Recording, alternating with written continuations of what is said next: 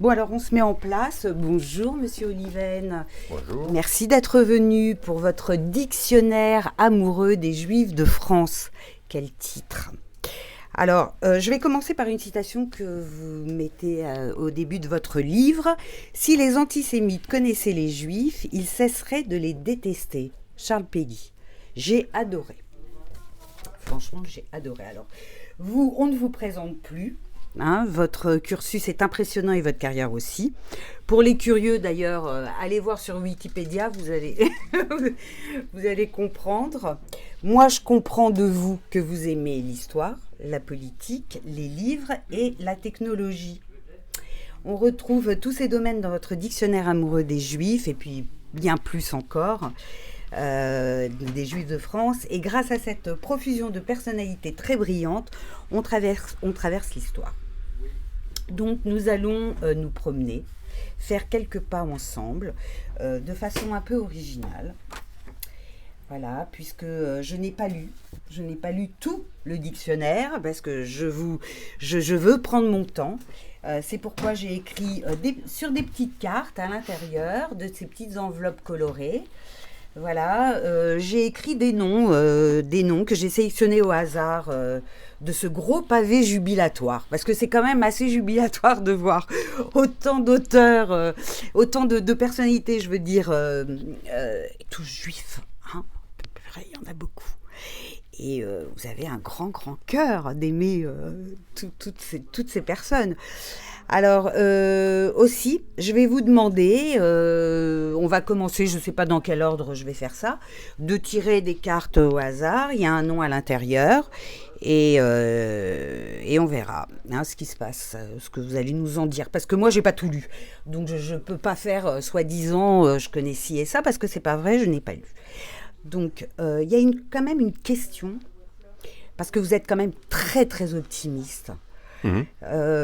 C'est pas mal, hein, non, mais c'est bien, ça donne de la joie au cœur, hein, c'est parfait. Mais dans le pays, parce que vous le dites, dans le pays le plus philosémite du monde, pour vous, hein, et puis ça doit être vrai parce qu'on est quand même très nombreux, donc c'est qu'on ne doit pas être si mal que ça quand même, hein. Bon, d'accord, mais dans le pays le plus philosémite du monde pour vous, tout est si bien que l'on ne pense plus à l'antisémitisme. Enfin, parfois même, on est habitué, on oublie. Alors, pensez-vous alors que tous les événements antisémites qui s'y passent prennent une ampleur déraisonnable ? Mais pour répondre à votre question, il faut que je vous explique pourquoi j'ai fait ce dictionnaire, parce que c'est lié. Donc, ce dictionnaire est né du 7 octobre 2022. Ouais. Et de la montée d'un certain nombre d'actes antisémites, mais surtout de la nature du débat qui s'est noué à ce moment-là autour de ces actes antisémites, parce que je me suis aperçu que les Français... C'était 2023, non ? Vous voulez 2023, parler... pardon. Voilà, parce que du coup, je me suis questionnée sur... 2023, pardonnez-moi. Enfin, de toute manière, même 2023. les années précédentes. Non, Mais 2023. enfin, ce n'était pas les pogroms qu'on avait 2023, pardon, je ne sais pas pourquoi j'ai dit 2022. Le traumatisme. J'en parlerai à mon psychanalyste. Ouais. Donc, je me suis aperçu que les Français, non juifs, mais même juifs, ignorent complètement l'extraordinaire histoire qui réunit la France et les Juifs et la France. C'est vrai. Et si on ne comprend pas cette histoire, si on ne connaît pas cette histoire, on ne peut pas comprendre ce qui se passe en ce moment, on ne peut pas lui donner la bonne distance, on ne peut pas l'évaluer à sa juste mesure. C'est vrai. Et cette histoire est extraordinaire pour deux raisons. Je ne vais pas le détailler, mais je le dis d'un mot. Elle est d'abord extraordinaire par son ancienneté. Il y a des Juifs sur le sol de ce qu'allait devenir la France depuis, tenez-vous bien, 2000 ans. Mais j'ai été scotchée parce que ça, c'est ce que vous expliquez en entrée de livre. Et ensuite, il y a la personnalité de Pierre Ablard. Et là, c'était magnifique parce que je me suis dit, mais on devrait avoir la tête très haute au lieu de la baisser. C'est ce que j'allais dire. Donc, il y a des Juifs sur le sol de France depuis le 1er siècle de notre ère en Provence, continuellement. Il y a des Juifs en Alsace depuis le 9e siècle, continuellement. Il y a des Juifs à Bordeaux depuis le XVIe siècle, continuellement. Il y a les Juifs d'Algérie, les Juifs indigènes, comme on disait, ont acquis la nationalité française en 1870. Donc la première dimension extraordinaire de cette histoire, c'est son ancienneté, continue. Il y a eu des juifs dans d'autres pays d'Europe Bien sûr. Depuis longtemps, mais dans la plupart d'entre eux, ils ont été expulsés, ils ont quitté leur pays. Ce n'est pas le cas de la France. Il y a eu des expulsions, mais il y a eu à côté de ça des communautés juives qui sont maintenues. Et la deuxième raison pour laquelle cette histoire est extraordinaire, c'est parce que la France a fait quelque chose qui est incroyable. En 1791, dans la dynamique de l'esprit des Lumières et de la Révolution, la France a proposé aux Juifs d'entrer dans la citoyenneté sans cesser d'être eux-mêmes. Oui. En étant juifs, simplement selon le modèle qui a duré jusqu'aux années 1970, disons, le modèle qui n'était pas fait pour les juifs, qui était fait pour tout le monde. Oui, absolument. Leur particularisme, leur confession particulière, c'était du domaine de la vie privée, du privé. Dans l'espace public, les juifs avaient exactement les mêmes droits et les mêmes devoirs que les autres. Donc les juifs se sont, je sais bien que le mot a mauvaise presse, mais les juifs se sont assimilés à la nation française, non pas assimilés au sens où s'ils avaient dû s'assimiler à un pays chrétien, ils auraient cessé d'être eux-mêmes. Non, ils se sont assimilés à la nation française laïque et en retour, la France les a accueillis et leur a permis de déployer leurs talents. C'est les 114 entrées du dictionnaire, il y a des non-juifs, comme Abélard, qui ont été plein d'amitié, de fraternité pour les juifs. Il y a des Français issus du judaïsme, même s'ils ont quitté le rivage du judaïsme, comme, je ne sais pas qui, Montaigne, Nostradamus. Et puis, il y a tous les personnages de juifs, d'industriels, d'écrivains, de scientifiques, qui se sont accomplis dans la nation française et que la nation française a accueilli. Et ça, c'est beaucoup, beaucoup plus important et beaucoup plus puissant que les manifestations d'antisémitisme. On pourrait en reparler, dont à juste raison, on s'inquiète. Et je vais vous donner juste pour finir l'exemple qui montre que ce franco-judaïsme ou cette symbiose entre la France et les Juifs et la France continue.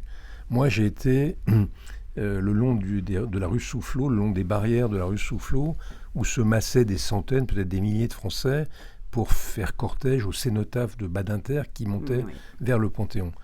Ces Français, je pense qu'une extraordinaire minorité étaient juifs, la plupart d'entre eux n'étaient pas juifs. Et ces Français ne voulaient pas rendre hommage aux juifs Badinter. Ils s'en foutaient qu'ils soient juifs. Ils voulaient rendre hommage aux Badinter qui incarnaient les droits de l'homme, la justice, l'abolition de la peine de mort.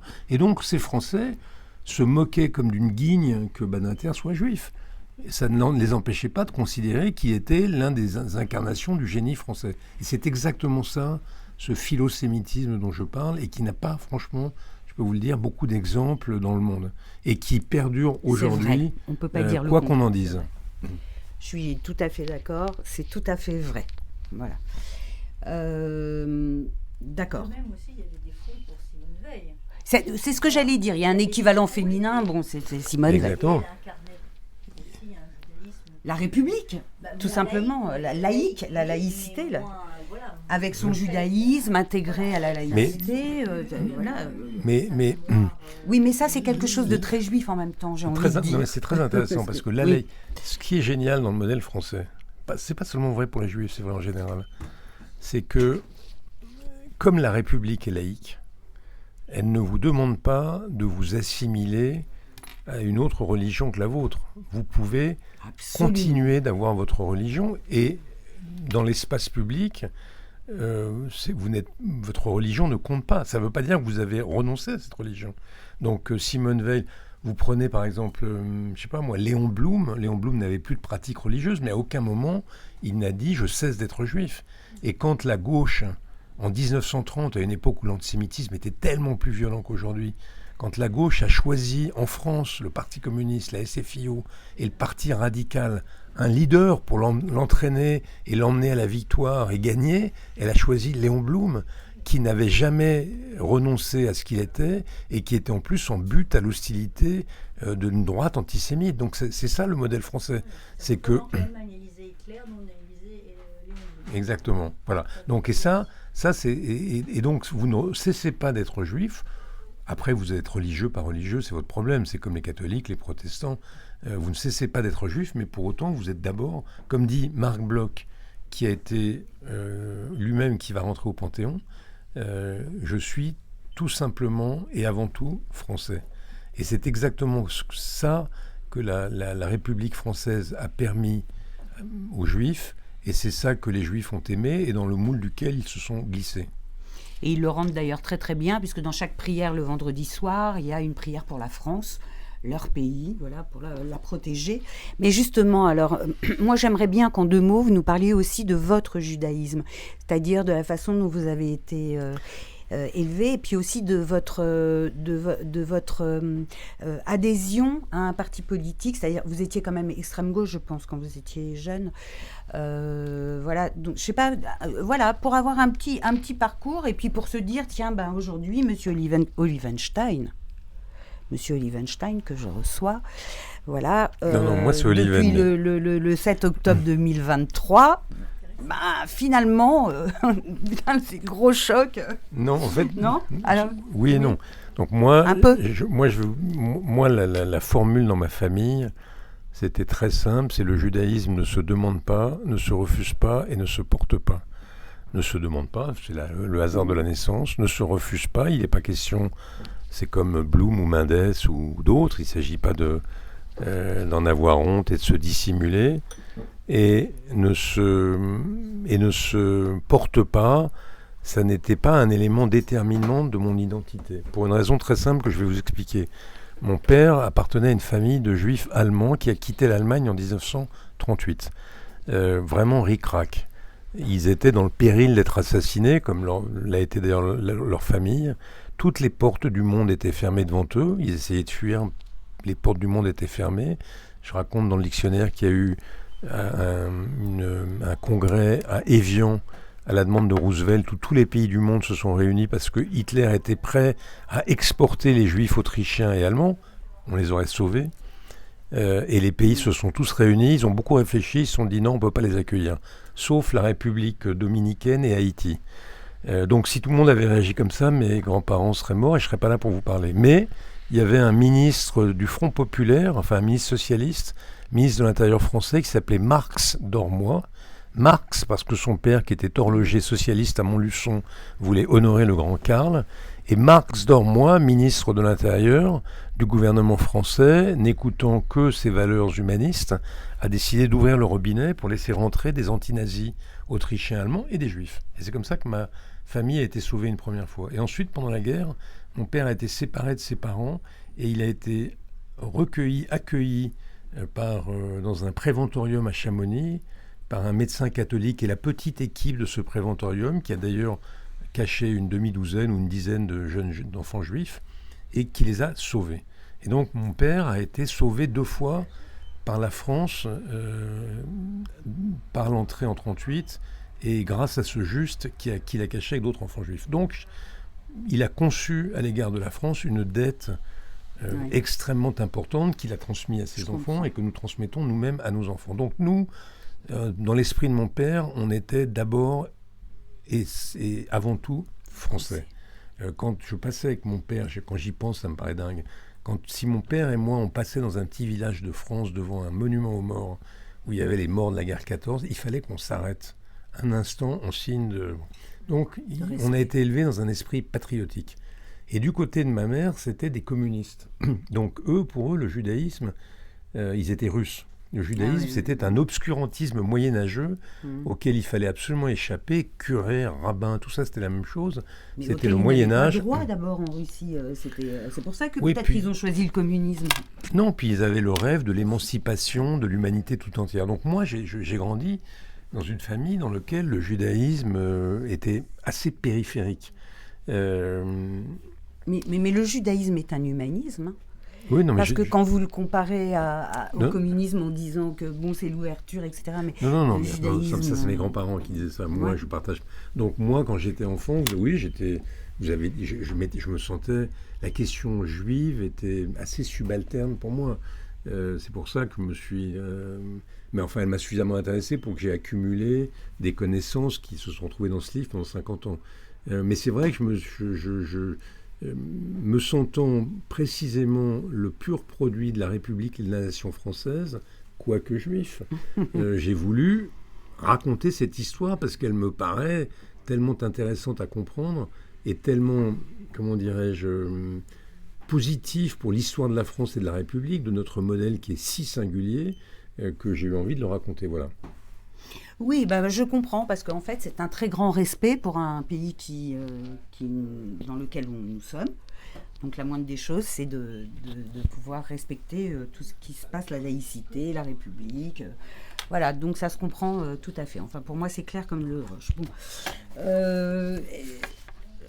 Peut-être qu'on commence pour que vous nous parliez un petit peu des personnalités que j'ai peut-être choisies comme ça au hasard. Hein. C'est franchement, j'ai ouvert les portes et... j'ai ouvert les portes.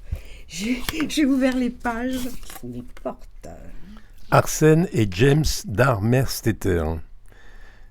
Alors, qui sont Arsène et James Darmerstéter? Ce sont deux intellectuels de haut vol du milieu du 19e siècle, nés dans une famille assez pauvre et très religieuse alsacienne venue à Paris, et qui sont devenus deux grands intellectuels, l'un philologue et l'autre l'adjoint de Renan, l'un élu au professeur au Collège de France à 30 ans, et l'un des deux, Darmerstéter, a écrit un livre dans lequel il expose une thèse assez intéressante, parce que pourquoi c'est en France que ce franco-judaïsme que je viens de décrire s'est déployé, s'est développé? Est-ce que c'est l'effet du hasard, l'effet du climat ou que sais-je? Non. La thèse de Darmerstéter, qui est aussi celle d'ailleurs de Renan, c'est qu'en fait, le fond du message républicain est très cohérent avec le fond du message juif. Il y a dans l'idéal juif, enfin ce que le judaïsme a apporté au monde avec son apparition il y a 3000 ans, il y a l'idée du Dieu unique qu'on retrouve dans l'universalisme des Lumières, et il y a l'idée messianique ou prophétique d'un monde meilleur qu'on retrouve dans l'idéal de progrès des Lumières. Et donc la thèse de Darmerstéter, c'est que les Juifs se sont sentis naturellement, ont adhéré naturellement aux valeurs des Lumières et de la République, parce qu'au fond, c'est la prolongation des valeurs fondamentales du judaïsme. Et c'est aussi la thèse de Renan d'ailleurs. Renan dit les Juifs se sont sentis très naturellement en cohérence ou à l'unisson de la France post-révolutionnaire, parce que c'était les valeurs d'égalité, de fraternité, de liberté qui sont au fond du message juif. Renan dit Athènes a apporté la raison et Jérusalem la justice. Alors, est-ce que cette thèse est vraie? Franchement, j'en sais rien. Est-ce que c'est de la rationalisation a posteriori? Assez probable. Mais enfin, en tous les cas, c'est intéressant de considérer que les Juifs et les non-Juifs d'ailleurs, se sont interrogés sur les raisons pour lesquelles ça a si bien fonctionné. Moi, je crois plus trivialement que le modèle républicain respectueux de la diversité et unifiant les citoyens en respectant leurs croyances particulières dès lors qu'elles sont privées, a permis aux Juifs tout simplement de devenir des citoyens, ce qu'aucun autre pays ne leur permettait. C'est ça qui les a fait adhérer aux valeurs de la République, qu'ils ont défendues d'ailleurs.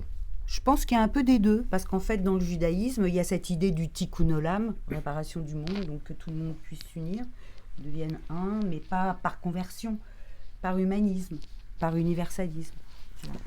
Voilà. Alors, on tire la deuxième carte, ou vous avez fini avec... Bon, je pourrais faire des heures, oui, mais bien ça va vous lasser. Bien évidemment, mais bon. Ce n'est pas lassant. Merci. Non, pas du tout. Chanteurs et chanteuses juifs. Ouais. Ah oui, j'ai fait une entrée sur les chanteurs. Et d'ailleurs, j'ai fait récemment une émission sur Fréquence protestante, figurez-vous, sur ce sujet. Alors d'abord, il se trouve que j'aime beaucoup la chanson française. Ouais, moi aussi. Mais il se trouve aussi que, pas seulement en France, partout dans le monde, les Juifs sont très très très présents dans la chanson populaire, comme auteur, comme compositeur, comme interprète, comme producteur. Je vais revenir à ça après. Alors en France, c'est très très frappant. À partir de la fin du 19e siècle, les Juifs rentrent dans la citoyenneté, peuvent s'accomplir, et ils vont produire beaucoup de talents de la chanson. Si je vous faisais la liste, vous seriez interloqué. C'est étonnant, étonnant. De je sais pas qui, de Jodassin à Enrico Macias. Alors Chirel a fait la liste, elle a fait un livre. Il y en a des dizaines. Mais par exemple, au lendemain de la guerre, Marie Lebasse, enfin, Lemarque. Alors moi, j'en ai pris 3 qui dépassent. Alors moi, mon dictionnaire s'arrête normalement dans les années... mes derniers personnages sont nés en 1910 parce que, après la guerre, je vais revenir à ça tout à l'heure, le franco-judaïsme n'est plus tout à fait le même. Je vais en reparler dans une minute. Bien, on en parlera, ouais. Mais là, j'ai fait une incursion parce qu'il me semblait qu'il y avait 3 chanteurs qui étaient intéressants parce que leurs destins sont semblables. C'est Jean Ferrat, Serge Gainsbourg et Barbara. Pourquoi ? Parce qu'ils sont assez différents les uns des autres. Ils sont 3 grands, immenses auteurs-compositeurs. Enfin, compositeurs pour Ferrat, auteurs-interprètes tous les 3. Ils ont tous les 3 traversé la guerre. Ferrat, son père a été déporté à Auschwitz. Barbara s'est cachée, Gainsbourg s'est caché. Aucun des 3 n'a vraiment parlé de la guerre, c'est assez étrange. Barbara l'a évoqué dans une chanson. Ferrat l'a évoqué dans une chanson. Il a chanté Nuit et brouillard, mais qui n'est pas spécifiquement sur la déportation des Juifs, qui est sur la déportation des résistants, mais sans aucune dimension. En revanche, il a fait une chanson qui s'appelle On ne se guérit pas de son enfance ou quelque chose comme ça, dans lequel il évoque la disparition de son père, comment il voit son père disparaître, il ne le verra plus. Et Gainsbourg a fait un album qui a été un échec commercial complet, dans lequel il y a notamment une chanson qui s'appelle Yellow Star, dans lequel il parle de son expérience de la guerre. Mais ce que j'ai trouvé intéressant, c'est que ces 3 chanteurs sont des juifs qui chantent, mais pas des chanteurs juifs. Absolument. Ils sont des chanteurs français. Ils sont des chanteurs français. Ils se sont inscrits dans l'histoire de la chanson française. Ils ont incarné Ferrat. Moi, quand j'étais jeune, mes parents étaient communistes, je vous l'ai dit, donc Ferrat, c'était notre idole. Ferrat, c'était le grand chanteur des communistes. Gainsbourg a été le grand chanteur de toute une génération. Barbara, tout le monde l'aime. Donc, ils sont devenus c'est vraiment ça ce que j'ai essayé de dire tout à l'heure sur la façon de l'assimilation. Ils sont devenus des chanteurs français de plein exercice. Pour le public, c'est vraiment la variété française et eux-mêmes se sont inscrits dans cette histoire.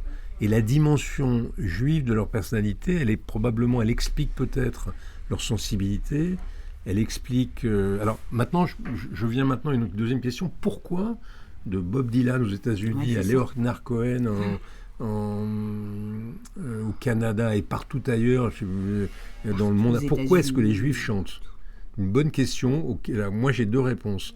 La première, c'est que sans doute, je suis trop ignorant de la liturgie juive pour être compétent sur le sujet, mais je pense que la chanson joue son rôle très important dans la liturgie des synagogues. Je pense qu'on apprend que dans la tradition culturelle juive, la chanson joue un rôle déterminant. On avait ça le razan. Et puis il y a une autre raison, c'est que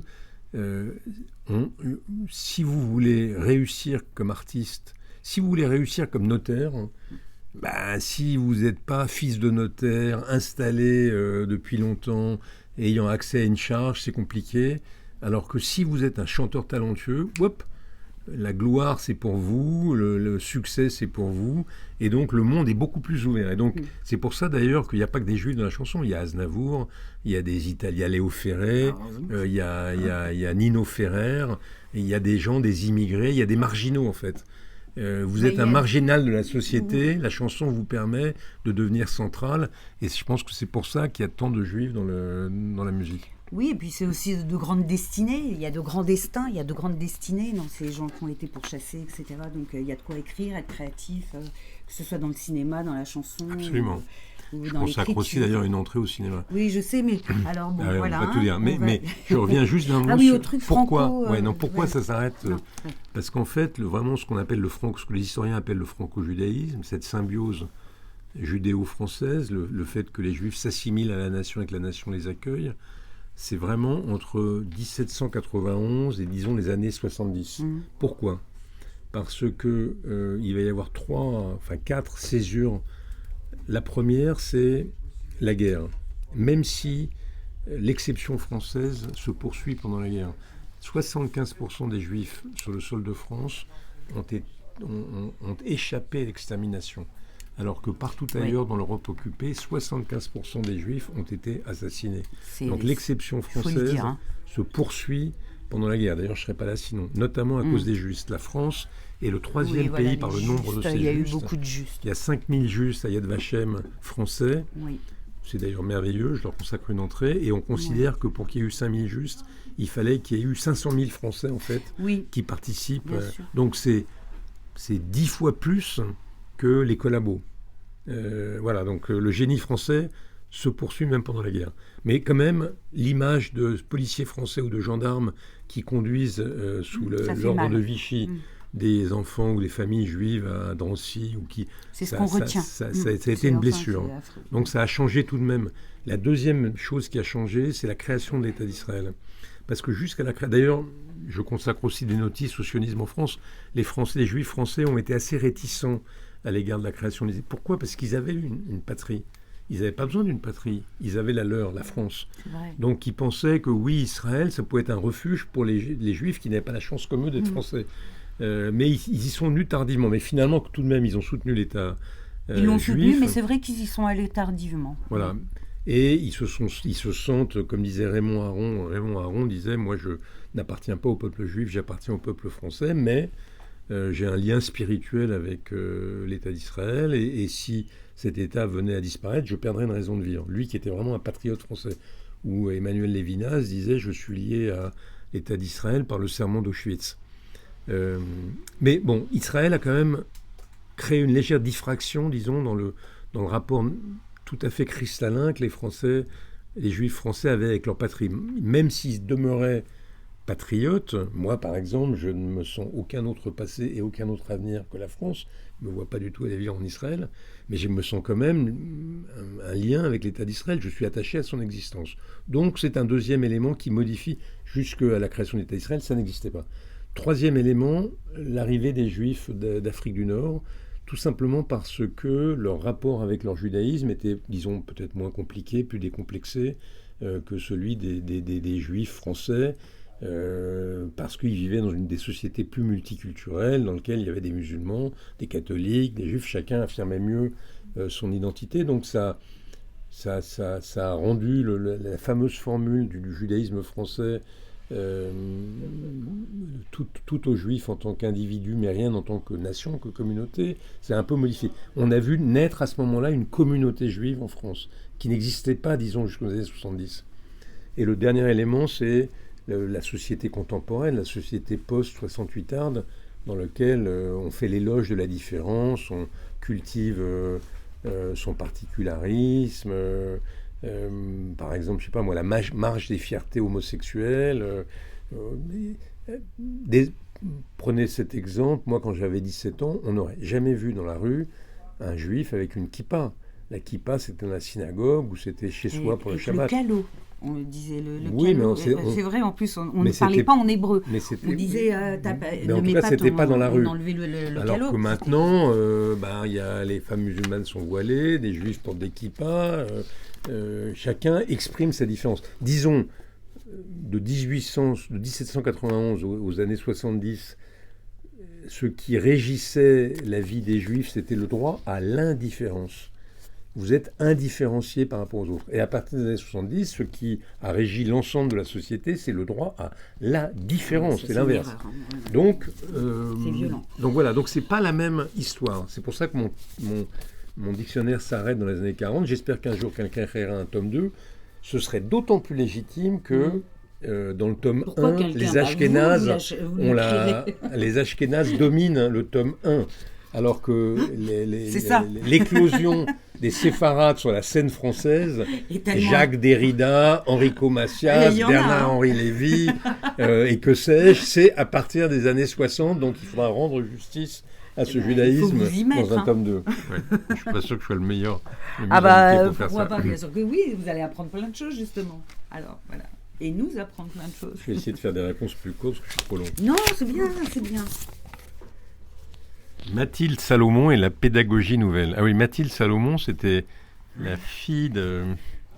C'est à la fin du 19e, c'était la fille de Lorrain, je crois, ou d'Alsacien, je ne sais plus, qui avait un désir d'émancipation, qui de surcroît avait une malformation physique, elle était bossue. de naissance, je crois. Et donc, elle n'était pas promise à un grand destin, ni professionnel, parce que sa famille était un peu conservatrice, ni sentimentale en raison de son infirmité. Et puis, elle a pris sur elle d'accomplir son destin, de s'émanciper. Elle est devenue institutrice.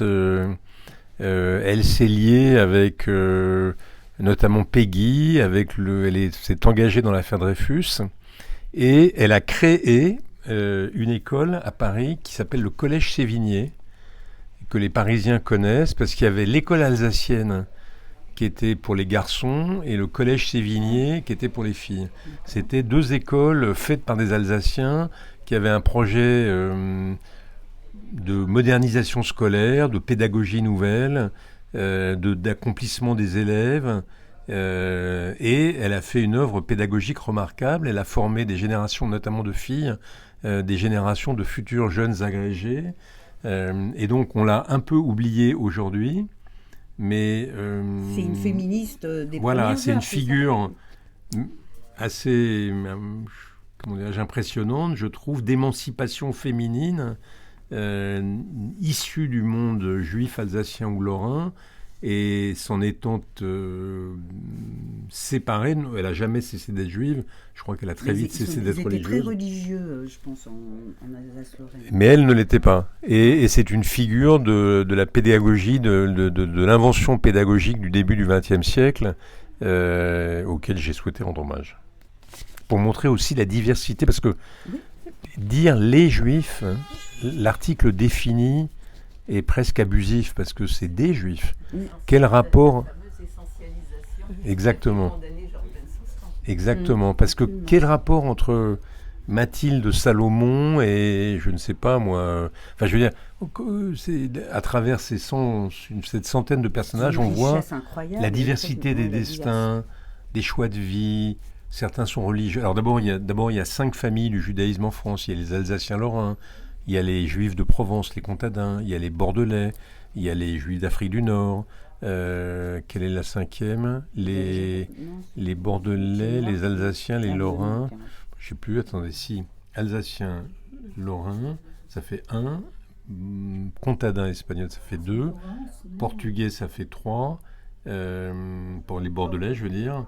L'Afrique du Nord, ça fait... Ah oui, les Ashkénazes. Les Ashkénazes arrivaient... les Ashkénazes d'Europe centrale arrivaient d'Allemagne ou de... Les Alsaciens sont Ashkénazes aussi, mais les Juifs d'Europe centrale ou orientale ou allemands qui sont arrivés à partir du 19e. Donc déjà, il y a 5 familles qui sont très différentes les unes des autres. Ouais. Ensuite, il y a des intellectuels et des manuels, des gens de gauche et des gens de droite, des religieux et des non-religieux... Enfin, il y a toute la diversité des destins. Ils vont se fatiguer, il y a trop de... Mais non, mais c'est pour ça qu'il faut se mettre en sourdine un peu, parce qu'il y a vraiment beaucoup de choses. Je pense que ça il y a beaucoup de choses. En tout cas, c'est ça la diversité. Il n'y a pas les juifs, il y a des juifs. Ah, il y a des juifs, et puis il y en a pas mal. Bon, alors...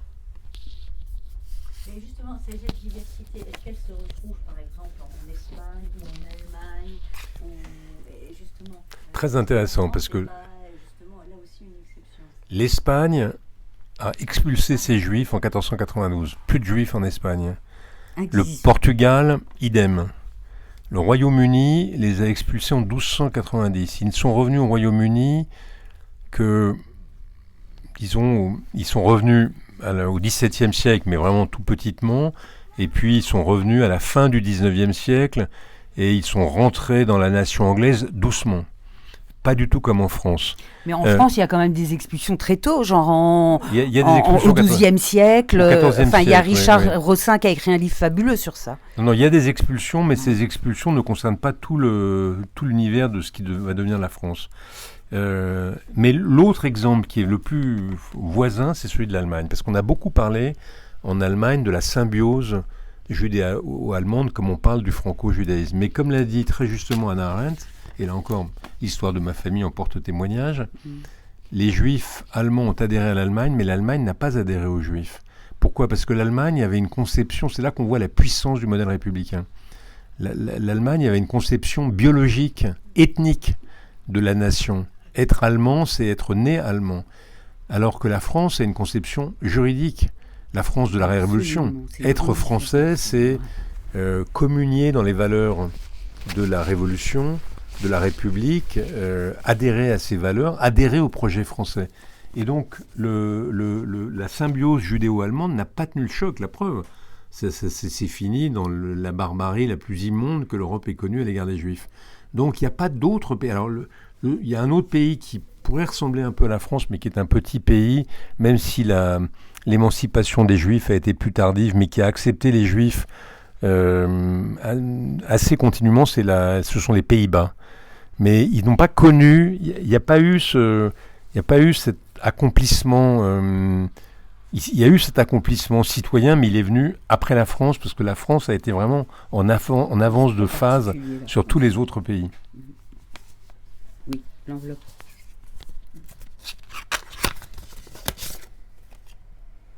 Joseph Kessel et Romain Gary. Des pointures, quoi. En quelques secondes, ouais. Ouais, voilà. Ce qui est impossible.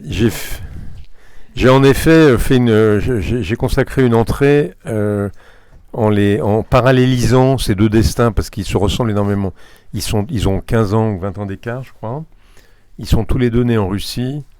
Ils ont tous les deux une mère qui leur a fait, comme dit Gary, à l'aube de leur vie, une promesse que la vie n'a pas tenue. Ils sont tous les deux arrivés à Nice. Ils se sont tous les deux engagés au service de la France. Kessel en 14-18 comme aviateur, Romain Gary en 39-45 comme aviateur aussi. D'ailleurs, Kessel était à Londres.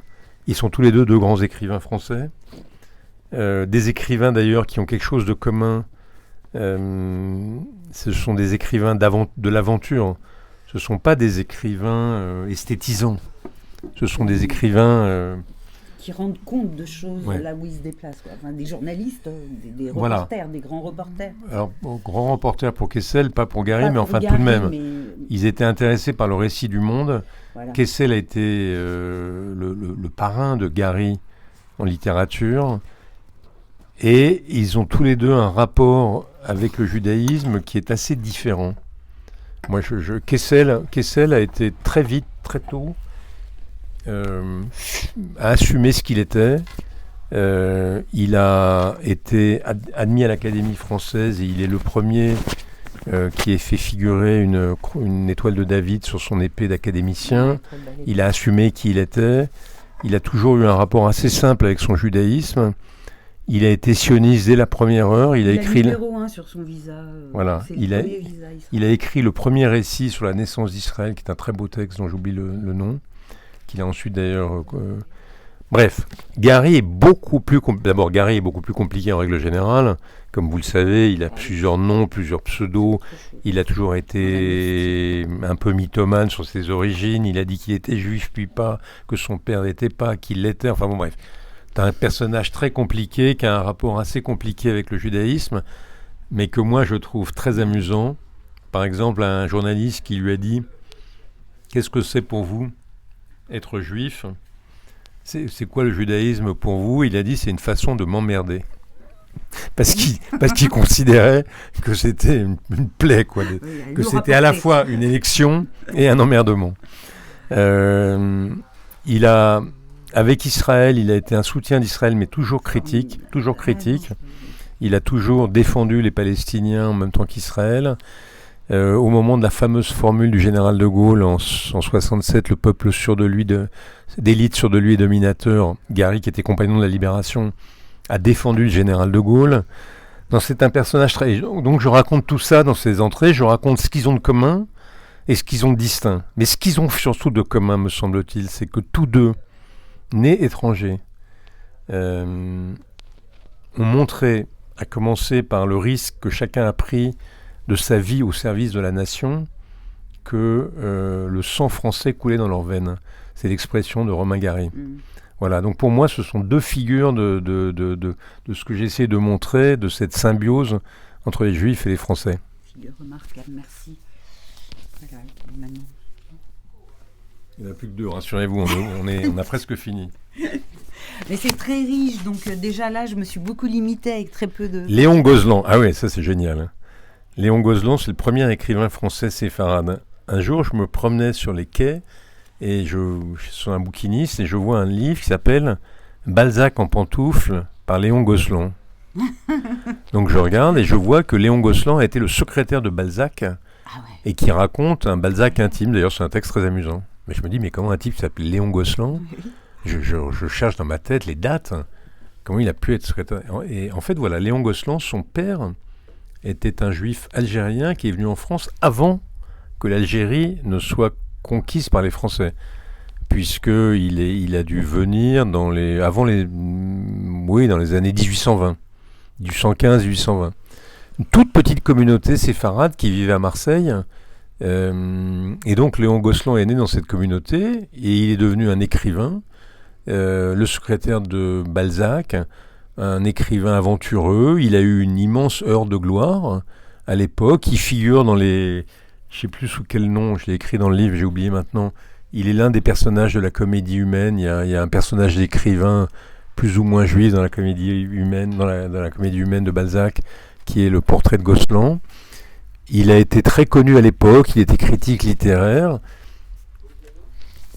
Il s'est marié avec une femme catholique, donc au moment de son décès, il y a eu une dispute pour savoir si c'était un rabbin ou un curé qui allait l'enterrer. Je sais plus comment c'est fini, je crois que c'est le curé qui a gagné. mais enfin, tout de même, je me suis dit, c'est fantastique. D'abord, c'est le premier écrivain séfarade qu'on connaisse.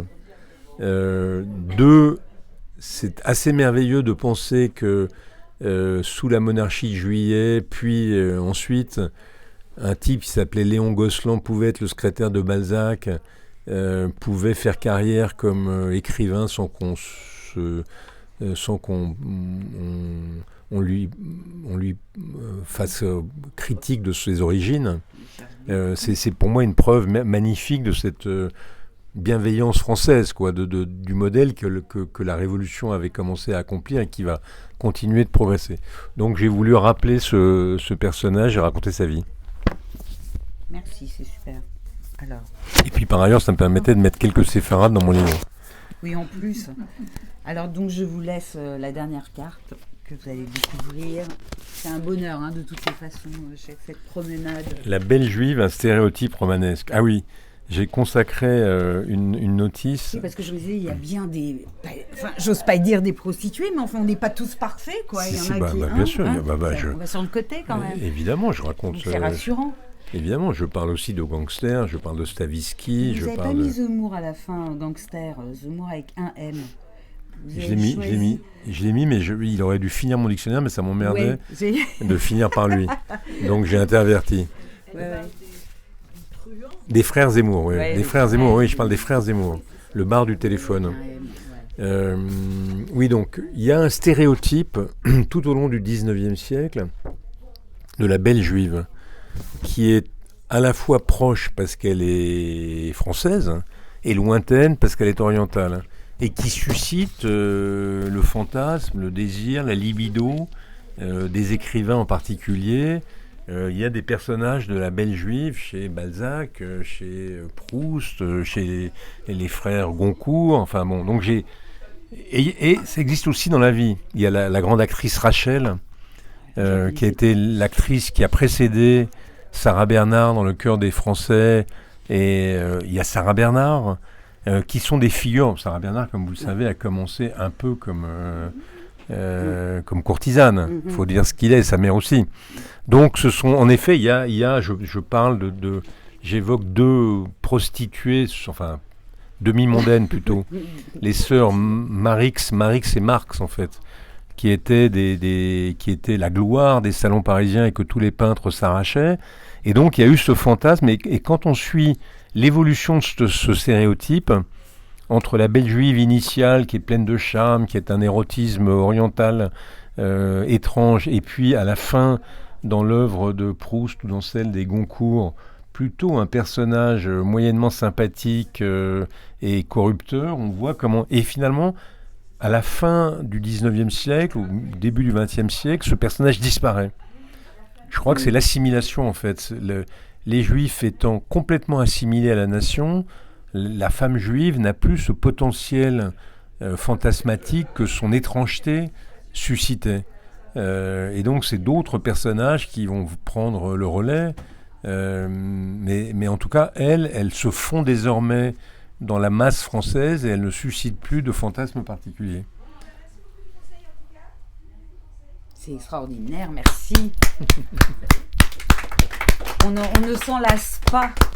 Eh ben, écoutez, il y a beaucoup à lire, hein, donc je vous le conseille vivement. Dictionnaire amoureux des Juifs de France. On s'est bien promené quand même. C'était sympa, une jolie petite balade, oui. On peut, je pense que tu peux enlever la vidéo. Ouais, parce qu'après on va remettre, on ne va pas rester là jusqu'à 10h du soir quand même. Il est quelle heure? Vous voulez poser une question? J'ai une question. J'ai l'impression que c'est un grand sujet, qu'on parle des Juifs de France et qu'on saute une étape fondamentale pour moi qui est la notion de nation juive et le fait que d'être juif et appartenir à un peuple n'est pas une religion. Et quand par exemple vous dites que vos grands-parents sont venus d'Autriche ou d'Allemagne et d'Autriche, ces espèces de mouvements de ce peuple juif qui se retrouve à droite, à gauche, en France, en Hollande, et qui prend la nationalité d'un État auquel il va adhérer et par lequel